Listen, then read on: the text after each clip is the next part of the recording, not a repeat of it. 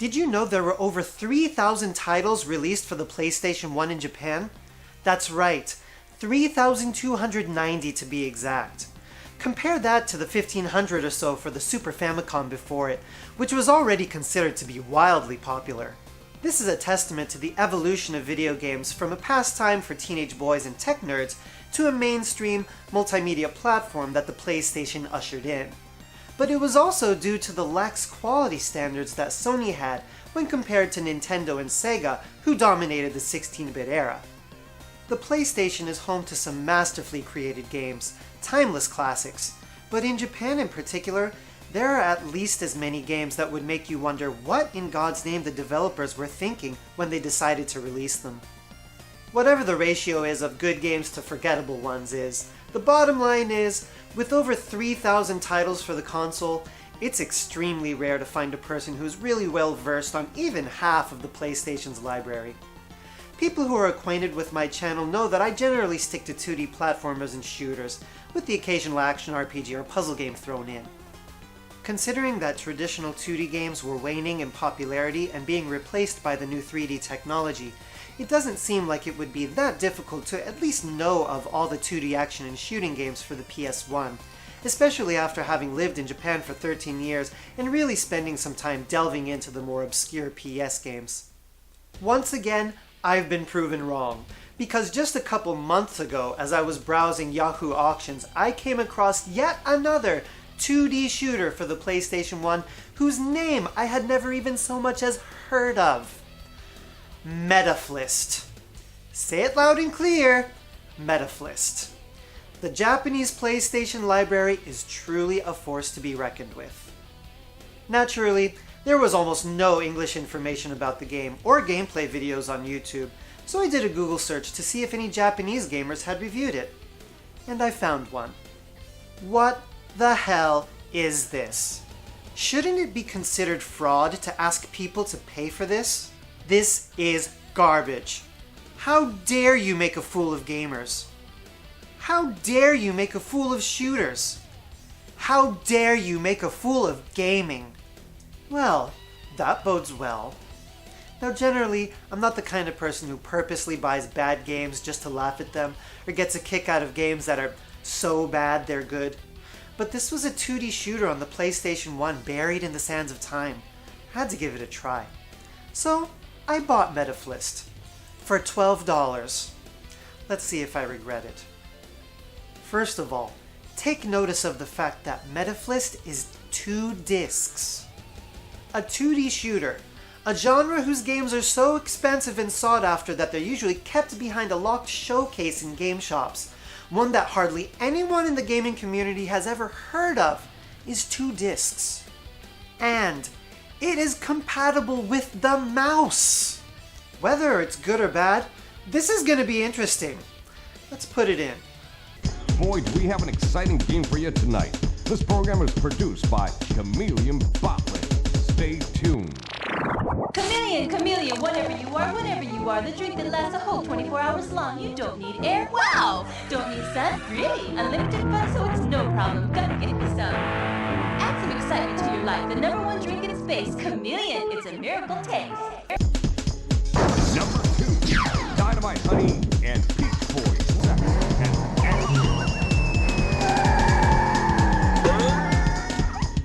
What the are we watching? Alright, let's cut to the chase. Metaphlist is one of the most illogical, nonsensical, incongruent, and just head-scratchingly odd things that has ever been released for a console. And it isn't because any one aspect of the game is really that bad. Let me try to explain. Metaphlist touts itself as consisting of 3 game parts: strategy mode, shooting mode, and cinema mode. The strategy mode is just the briefing screen where the game informs you of some development in the war that's going on and generally tells you where you need to go, and then you choose the level you want to enter. Shooting mode, obviously, is the meat of the game. These are more or less standard vertical shooter levels. And then if you clear a level, you get to see the story progress through an FMV movie. Clearly, these FMV movies are the reason the game comes on 2 discs. There's tons of them, and it's unlikely that the data required for 2D shooting levels would spill over a single disc. So why does all this do such a poor job of meshing together? First of all, calling the story disjointed would be the understatement of the century. With all the FMV, the story was supposed to be a major focus of the game, a whole lot more than most 2D shooters. And what is the story about? I'm still not sure. There's an interplanetary war going on, and the character who rides in the ship you control is some kind of special forces graduate. Here, let me read part of the introduction written in the instructions for you. Prologue. The cries of those who wander. In the year... I can't even read this. What? God. Okay. The year 2297, when humanity has expanded its habitat beyond the Earth and the world consists of planet nations and multi-planet unions, the economy is robust and people have achieved the pinnacle of glory. With the sudden advance in science came those who would take advantage of it for their own country's profit, and thus this magic resulted in recurring wars of destitution. Yes, it just says magic.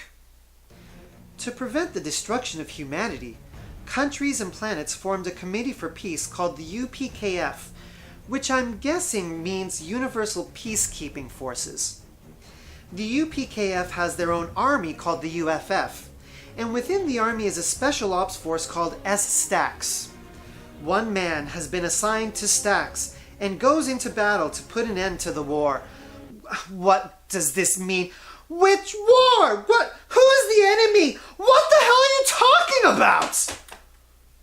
Somehow, we go from that to a robotic DJ in the opening sequence introducing this week's top 5 video games from some alternate universe. Can you guess what the #1 game is? Step aside, Symphony of the Night. Metaphlist is here to shock the gaming world like no one before. Oh yeah, and they hired native English speakers to write and perform the entire story.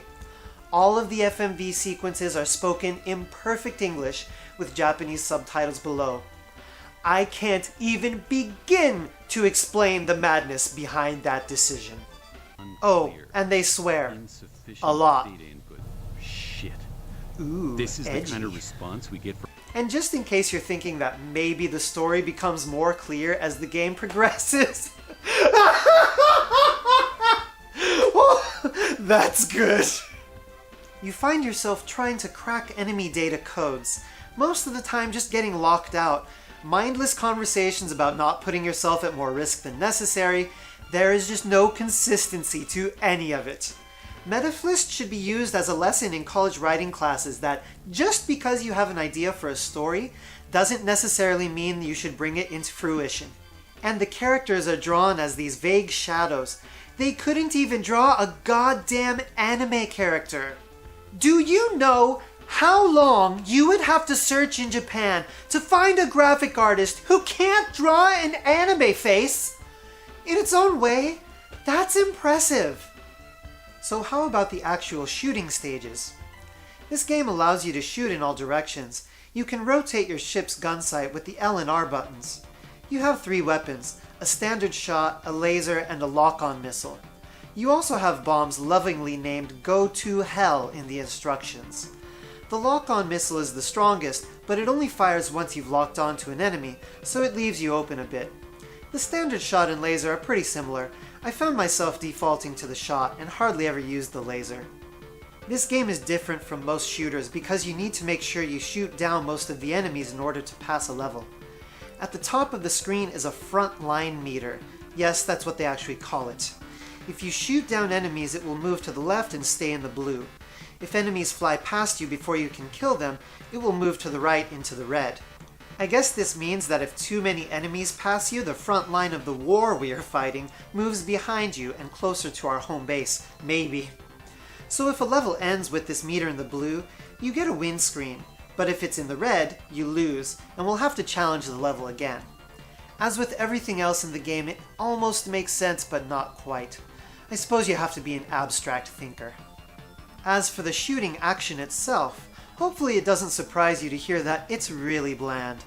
I generally love games like Forgotten Worlds and Guardian Force that allow you to swing your gun around 360 degrees, but the enemy patterns in Metaphlist are mindless and repetitive. There are 5 or 6 enemy types that will repeat again and again throughout the entire game, none of them requiring any special strategy to avoid, and you can take quite a few hits before dying. And there aren't just 7 or 8 levels to beat. You'll be asked to go into each area or planet many times, with the same IQ lowering gameplay over and over again. It takes all of 5 minutes for this to become a complete chore. Also, some areas will completely change as you enter them a second or third time, so I don't even really see the point of having the level select screen. Sometimes you'll be randomly yanked out of a level after a minute or two, meaning it's over, and sometimes a boss appears. The bosses are just as mindless as the standard enemies, and they also get reused multiple times. Oh yeah, and the level will then continue for another 15 or 20 seconds after you've beaten a boss before you're whisked away. I don't think I've ever seen a licensed console game scream amateur development this loudly. So we've got a huge, in-depth storyline that makes absolutely no sense. A magnificently boring shooter that somehow manages to make the story even less cohesive than it already is. How did this happen? Clearly, a lot of time and effort was put into making this game, and it would definitely require a substantial budget to hire English voice actors. Was it a graphic design class's college graduation project funded by the school? I just don't know what else to say. I can't even summarize Metaphlist to finish this video. It's screwed up. And I would like to thank Sony of Japan for allowing it to exist. It was that mindset of, this is a new era in gaming. Anyone who wants to make a video game can. That gave us the vast PlayStation library of classics, duds, and everything else in between. Is Metaphlist worse than Hong Kong 97? No. The shooting parts are essentially a real shooter. You can actually play the game and make progress. But it is more nonsensical. The storyline in Hong Kong 97 is completely ridiculous, but I understand what they were trying to say. I still have no idea what the writers of Metaphlist were trying to get across. Obviously, I would never recommend Metaphlist to any gamer, but it is a perfect example of how massive and outright strange the Japanese PS library is. Thank you for joining me on this journey into gaming obscurity, and whatever you do, don't go to hell.